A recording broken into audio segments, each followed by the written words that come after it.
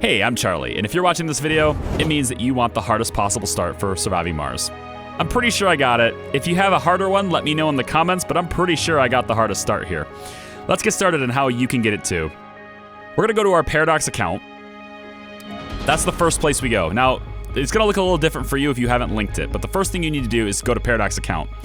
Then you need to connect your Paradox account that you have to Steam. I know it sounds weird, but that's what you gotta do, because once you do that, you can then go to New Game. And from the New Game screen, we will then have a new mission sponsor. You're not gonna see this sponsor unless you've linked your Paradox account. Paradox Interactive is the hardest possible faction. You get only one rocket. It requires a lot more fuel to launch. That's 100 fuel to launch the rocket. It gives you only 100 research per soul. It's only going to start you off with 75 applicants, and you only get $4 billion in funding. It's incredibly difficult. Most of the perks of this has to do with breakthroughs, which are nice, but it's not the bulk of your research. So you're going to use these breakthroughs, and you're going to use these benefits, but they're not really going to help you that much. Then we're going to go to Commander Profile. By far, the one that I think, personally, is the hardest one is Futurist. The reason why, and also by numbers wise, it gives you the highest difficulty bonus for Futurists as well. The reason why is because, again, breakthroughs, they're going to research 30% faster. Now, this will stack with Paradox Interactive, so your breakthroughs are going to research very quickly. However, like I said, they're rare, they happen randomly, and they're not going to be the bulk of your research. Going along your research path, though, autonomous sensors is something you can get fairly early, and once you get it, now Futurist is not giving you any benefits. So, Futurist is there. Company logo doesn't matter, we're gonna skip it, go to Mystery, and we're gonna go to Mars Gate. This is the one that is supposedly the hardest based on the number for the difficulty bonus. We're gonna start with a 290 difficulty bonus, 290%. That's gonna be your setup. Let's go next.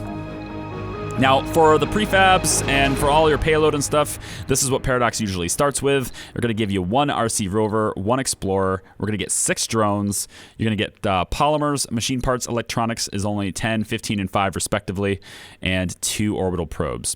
For prefab buildings, we're taking a moisture vaporator and fuel refinery. I highly recommend you keep both of these because the location we're going to be landing in, there's not a whole lot of water there, so you're probably going to need this. Although, there's also a lot of storms and a lot of bad stuff that happens too, so maybe it won't help you much anyway. Either way, if you want to save scum it and take this away and hope for water source and extraction, you go for it. But I recommend taking it. All right, go ahead and hit next. Now this is the part where the vast majority of your difficulty is going to come from. We are going to go to the colony site at 44 North, 112 West. So let's just figure out where that is. 44 North, 112 West. Here we go, right there. 44 North, 112 West. If you move it around just a little bit, you're gonna end up with a 535 difficulty bonus, 535% difficulty bonus. It's a mountainous typography. If you wanna make it even harder for yourself, when you get into that map location, take your probes and scan the low ground and start in the low ground. That will help it even harder for being harder. If you start on the high ground, you're actually mitigating a lot of the difficulty because now your wind turbines are much more effective. So just keep in mind, if you want to actually make it hard, start on the low ground. You're going to get only half on your metals resources, you're only half on your water resources, and effectively no concrete. It's very difficult. And because you only have one rocket, you're probably going to spend the vast majority of your cargo space sending concrete, unless you get lucky in your starting spot. You're gonna have a lot of dust devils, a lot of dust storms. You're gonna get hit with meteors fairly regularly, but the big thing that's gonna get you is cold waves.